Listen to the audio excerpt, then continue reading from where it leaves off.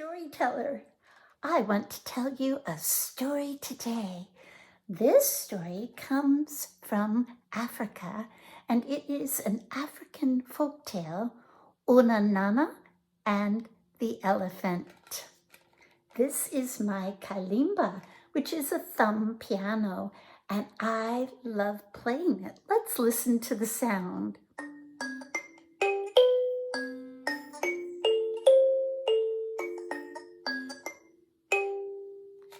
So I will be using it while I tell the story. Here we go.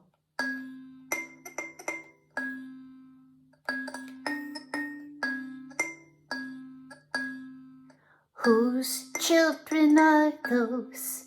They belong to Unanana.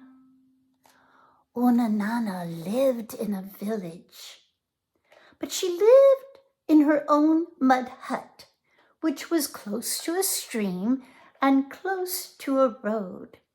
With her lived her two beautiful children with glistening brown eyes and beautiful warm brown skin and dark hair.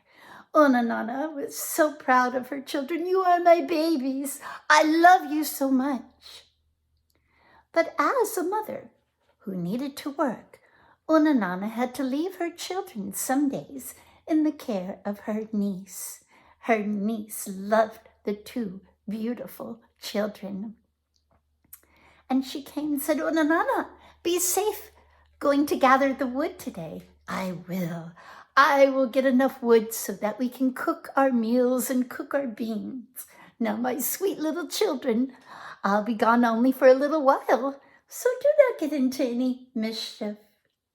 And off she went into the forest to gather the wood so she could cook the meal.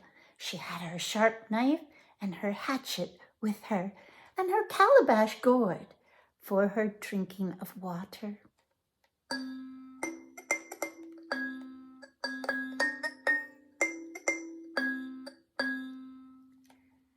Off she went, and the children were left with the niece.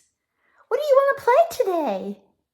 And immediately they went out to the road and they started tossing the stones here and there across the road. And when they were done with that, they had some bananas to eat for a snack.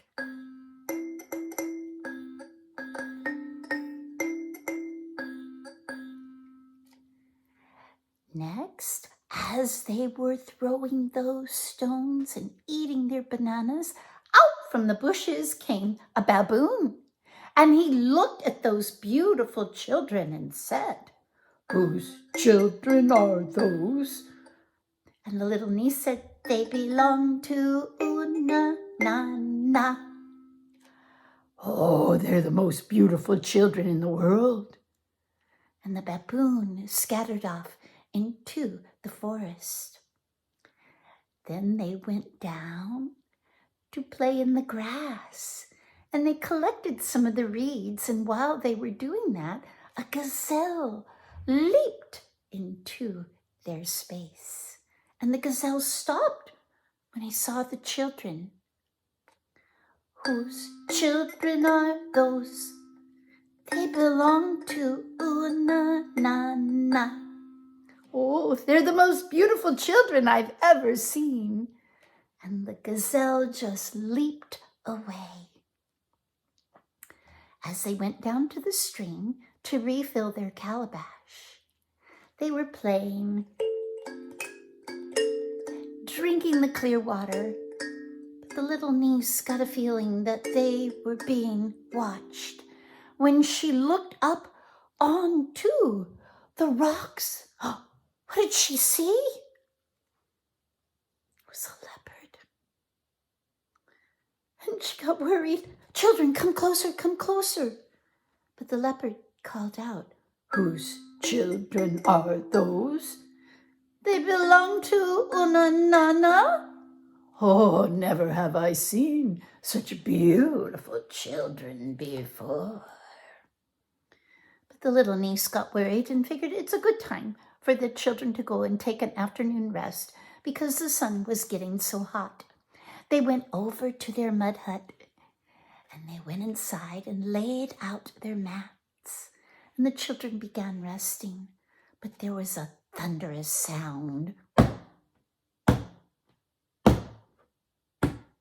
It shook everything. And as she peeked out, she could see, it's an elephant with only one tusk. And the elephant called out, "Whose children are in the hut?" "They belong to Unanana." "They're beautiful children, I hear." And the elephant took his trunk and brought it into the hut. And when he did, he tapped the children and he embraced them with his trunk. And he brought them out and opened his mouth. And like a vortex, the children were sucked into the elephant's mouth. And down, down into his stomach. And then he pounded away. And the earth shook with the vibrations. The little niece was heartbroken. "Oh, what have I done? What have I done? Unanana will never see the children." And Unanana came home, and she caught the little niece crying. "I'll never see the children. Where are the children? I don't know what happened to them." "Oh, stop. Tell me, why aren't my children here? An elephant with only one tusk came to take your children. And he swallowed them, Unanana." "What? Huh! I shall go find him. I must." But first she sharpened her knife. The pot of beans had been cooking all day, and she laid down the extra firewood she had gathered. And she took an extra pot and filled it with those beans and set them carefully on top of her head. And then she put her knife into the sheath. She told the little niece, "I will find that elephant. I must." And so Unanana set on the path.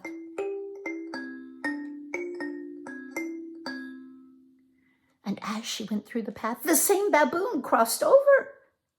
And she said, "Baboon, baboon, please tell me, have you seen an elephant with one tusk? He's eaten my children. I must find him. I must." And the baboon said, "Go along the path until you come to a place with high trees and white stones." "Thank you, baboon." And she carried on and walked a little further, and the gazelle leaped out in front of her. And she said, "Oh, gazelle, help me find the elephant with only one tusk. He's eaten my children. I must find him. I must." And the gazelle said, "Go along the path until you come to a place with high trees and white stones." "Oh, thank you so much. That's what baboon told me. I will continue." And she walked and walked, more furiously this time, almost running. When the leopard leaped out, she said, "Leopard, have you seen my children, my beautiful children? I must find them, I must." "Go along the path until you come to a place with high trees and white stones." Thank you so much, leopard." And she walked further, and she came to a place with high trees and white stones, and she looked everywhere until in the distance she saw a gray mound. Could it be the elephant with only one tusk? She got closer and closer and closer. She went up to that elephant who was sleeping, and she took her knife out and put it close to the elephant's eye and said, "Elephant, wake up! Have you stolen my children and swallowed them?" The elephant raised one eye and then the other and said, "I have two beautiful children. Are they there, belonging to you?" "Yes, I want them now. I want my children." "Then you will have them." And he grabbed Unanana, her cooking pot of beans, and her knife, and grabbed her and opened his mouth, and like the vortex swallowed her down. She went down, down into the elephant's belly. And curiously enough, what did she see in the elephant's belly? Dogs, cats, and other people, and lots of wood and branches. And then she saw her children. They came running. "Mommy, Mommy, Mommy, we missed you. We're so glad you could save us." She looked around and saw the dogs and the cats and the goats and the cow and wondered why were they so forlorn, and the people. And she said, "Why do you not roast meat when you're surrounded by it?" Everyone was puzzled. And Unanana took out her knife. And she began to cut into the inside of the elephant and pull off the strips of meat. And she said, "Gather the wood, we'll make a fire." And they did. They gathered the wood and they made a fire. And soon she was roasting the meat on the fire and passing it to the cats and the dogs and the cows, and her children ate the beans that she brought, and they were so delicious, and the people hadn't eaten for days.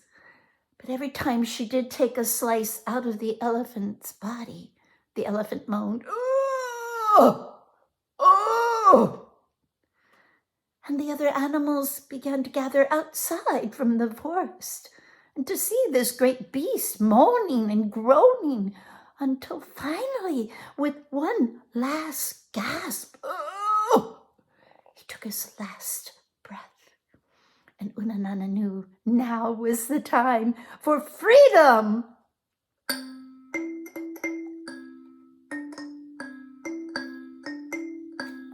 She took her knife and she cut a door right there on the side of the elephant. And she pushed the door open, and the sunlight came into the cavity of the elephant's belly. Out stepped the women, children and men, dogs, goats, and cows, reached their way to the sunlight, and then they all began to dance. "We are free at last. We are free at last." And they danced in the sunlight, and then they said, "We must thank you, Unanana, for freeing us from the elephant with only one tusk." And she said, "We'll just go back to our home now, all of us."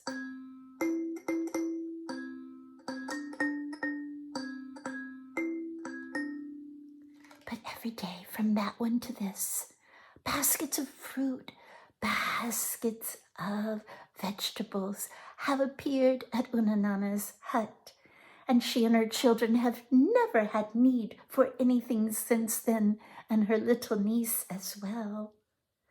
And Unanana reminds them all, why do you not roast meat when you are surrounded by it? Unanana and the elephant.